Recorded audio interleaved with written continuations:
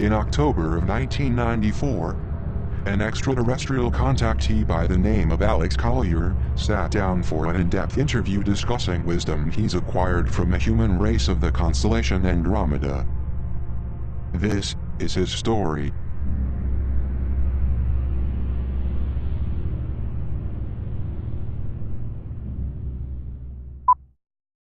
When did their interaction with human beings on Earth begin? 1980. 1980? 1980. It really all evolved around the Pleiadians themselves. Earth has been the subject of discussion for a long time. The real attention and focus really started when we started detonating our first nuclear weapons. We did, as a race. Nuclear weapons had been used here in our ancient past hundreds of thousands of years ago because there have been wars here between a lot of different factions, predominantly most of them human. The Pleiadians had agreed or offered to come back here and try to help raise the consciousness of the planet.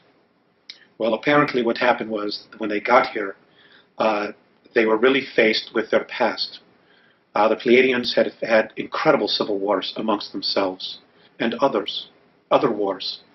And they had just moved into a fourth and fifth density consciousness, and they didn't want to come back here and take the warrior space again. And because of the Greys' involvement here, and the Orions, and a small group from Sirius B, and the Orion group, and a group from Rigel that are here as well, and others, they didn't want to come back here and have to move into warrior space. So they started dragging their feet. In other words, they didn't do as much as they needed to do. Well, as this is occurring, changes in our galaxy are also occurring, and they're moving at a much faster rate. So the Andromedans finally said, well, what is happening? What have you accomplished? And the Pleiadians basically said, we're having our own conflicts dealing with this because the Pleiadians themselves have a tremendous amount of karma with our solar system, with Mars and Earth. They simply just weren't as motivated as they should be or could have been to start making the changes here. They also had made some communications with the Earth governments that didn't go very well at all. So basically, they said, well, we don't know what to do. So the Andromedans themselves said, okay, well, we'll do it. We'll take this because it is important for the whole. We'll make an effort. Now, the Andromedans were probably the better choice because they don't have any karmic ties to us. So they're completely neutral, and they're probably better observers as well because of their neutrality. So they've basically been taking over. And what they did was they got involved in 1980. They're working with the Pleiadians, with the Sirians. They have... Which group is Sirians? From Sirius A. Sirius A.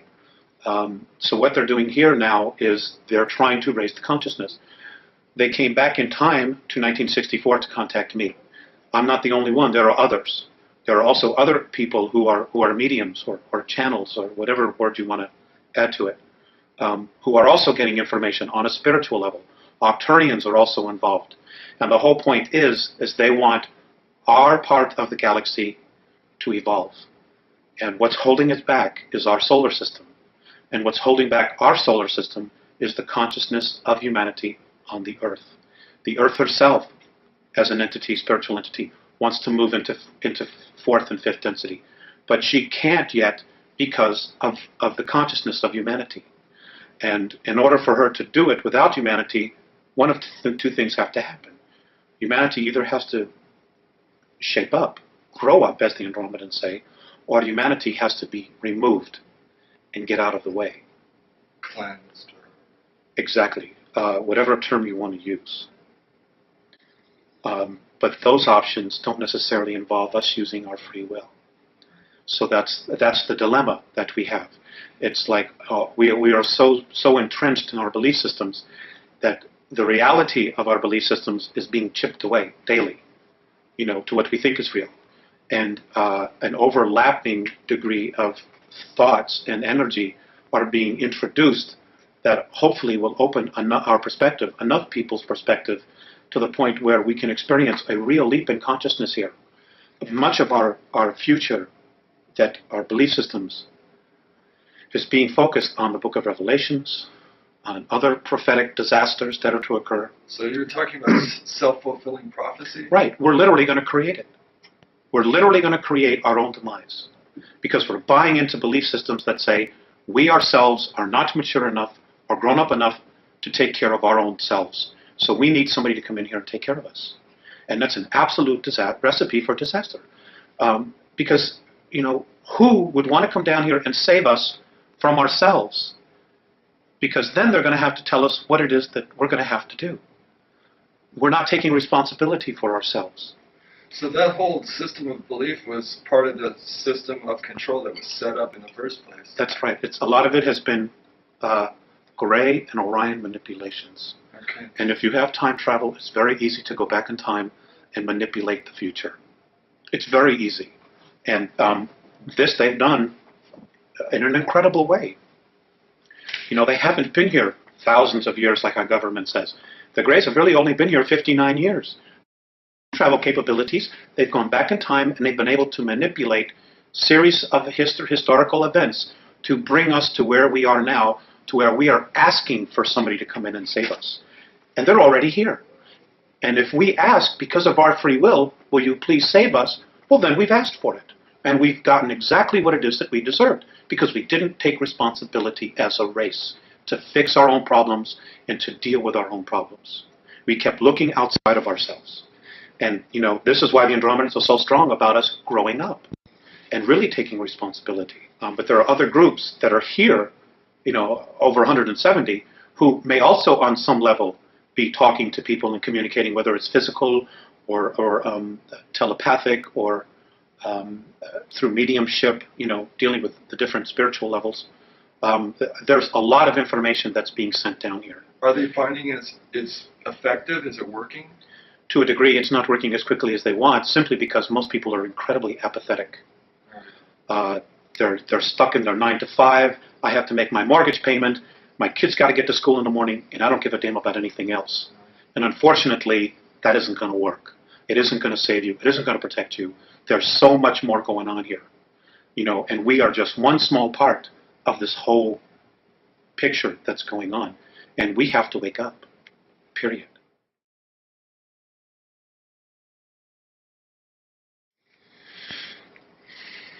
Say, well, he's very serious. He's very benevolent. He's considered a sage in his world. He's an incredible healer. He has perspectives on things that are just far beyond anyone that I know. He's very direct. He's very humble. He's very soft. He's very direct. And when he moves into a room, like when I've walked with him or walked with the others, when we walk into rooms or different areas of motherships and the ships, energy changes. People, of course, they're very in touch with energy themselves. They instantly turn and they acknowledge him and they bow. I guess he would be considered an Ishwish or a Yahweh, an Abral, or I don't want to use the word God. An elder. An elder, you know, of tremendous of wisdom and insight. And that they take very seriously what is going on here. And the manipulations, the things that the Greys, the Orions, and the Reptilians are doing here. They're appalled with what's going on here. And Mornay, he's 7.5 snow white skin, hairless being. Also, he's light blue as well. Oh, light blue. He's light blue. Can you describe his or her? Oh, he. Can you describe his personality then in detail? He's serious, but he also has a really good sense of humor. He can snap me out of my depressions very quickly, and he has just a different perspective of looking at things. He also tends to be part of their exploratory team. In other words, you know, when there are times when they need to defend themselves or they're confronted with something, he takes on a military type of role. He's very, very fatherly, big brother. He's also one that, you know, he shows more emotion. He'll give you a hug or put his arm around you,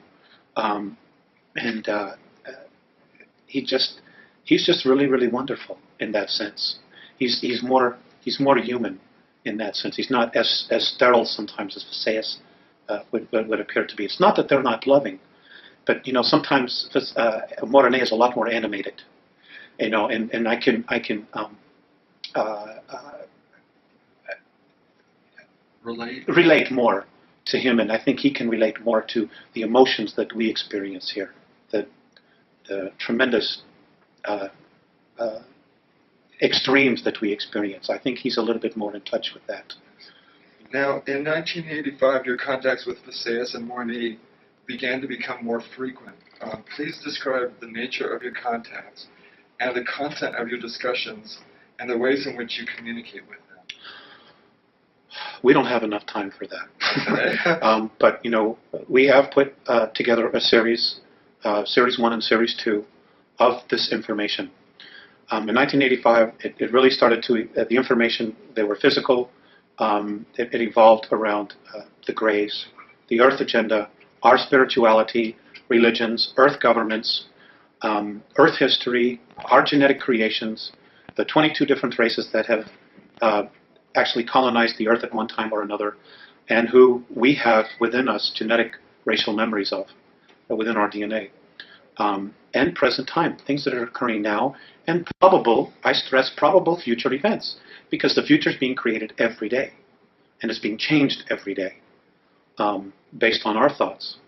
So, I mean, just to sum up it, I would need 10 hours. Okay.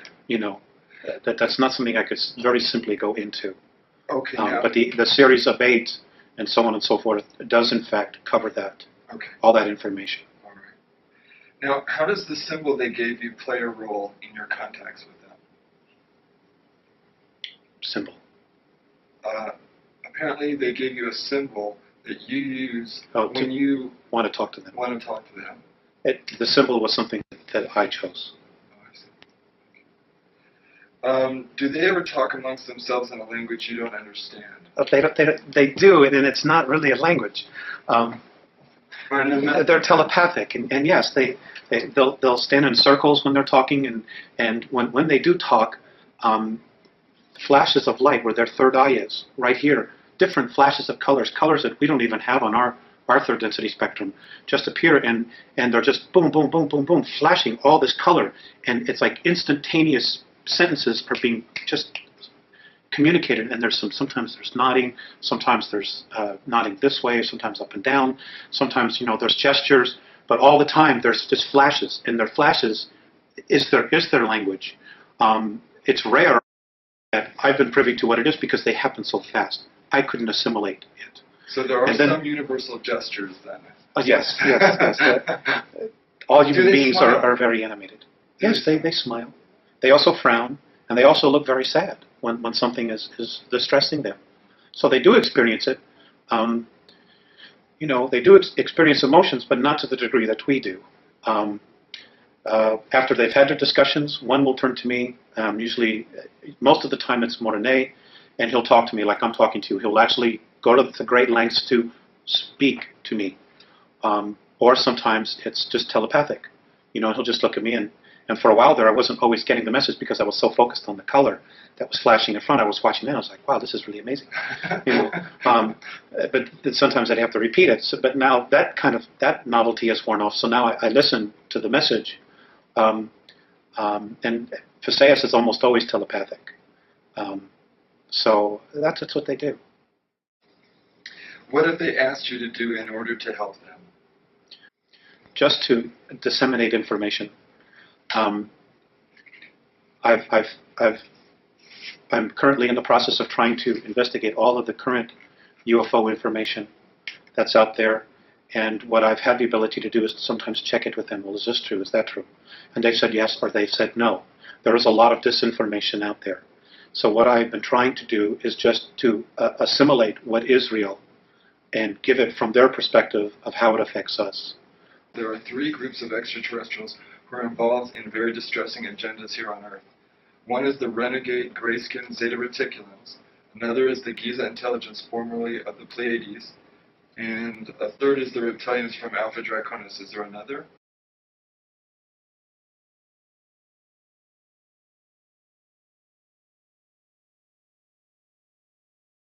Yes. Okay. There's the Orion group. as well, and there's 141 of them here. And they're from Ursa Minor, Ursa Major, Rigel, and Betelgeuse, from that particular group, that particular area of the star system. There are a lot of agendas here, hidden agendas.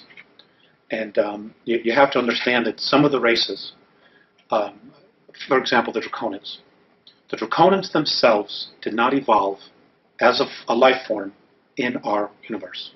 They were dumped here. They were brought here because they're just a pain.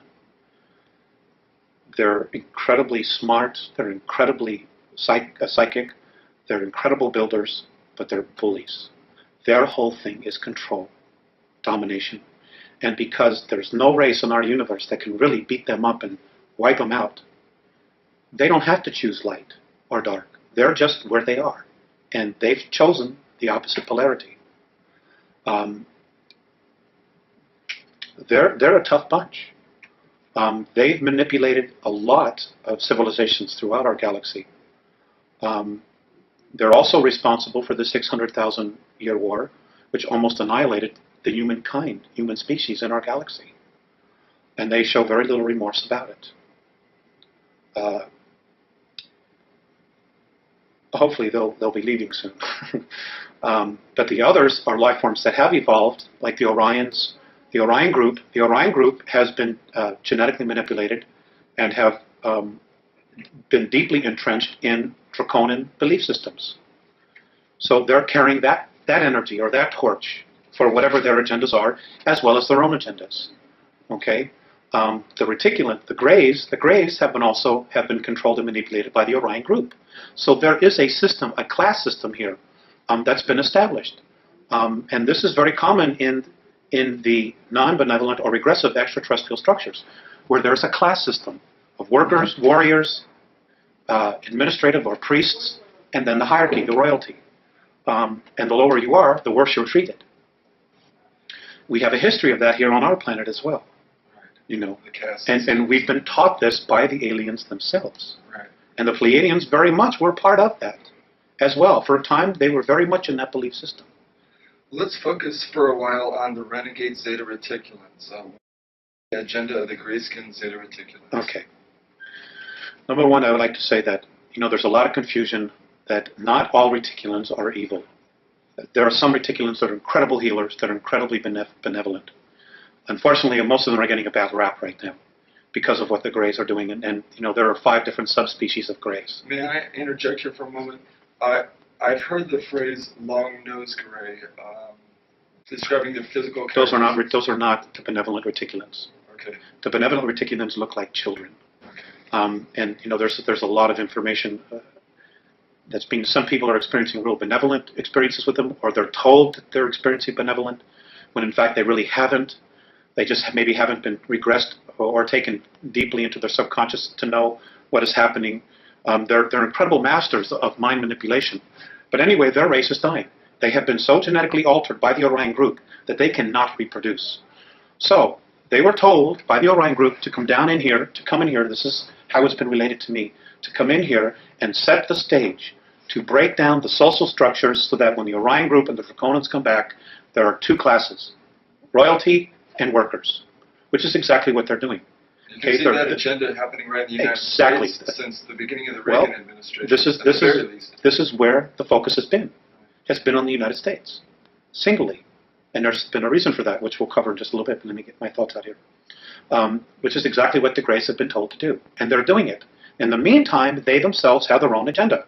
They see us because of our genetic stock of having the DNA of 22 different races and the racial memories of trying to breed, to cross the genetic bridge so that they as a race can have enough genetic stock to continue to propagate their race, which according to the Andromedans, they're destined for extinction.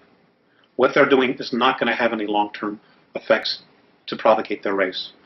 So they're desperately trying to do what it is that they're trying to do before all the other 2 groups get here.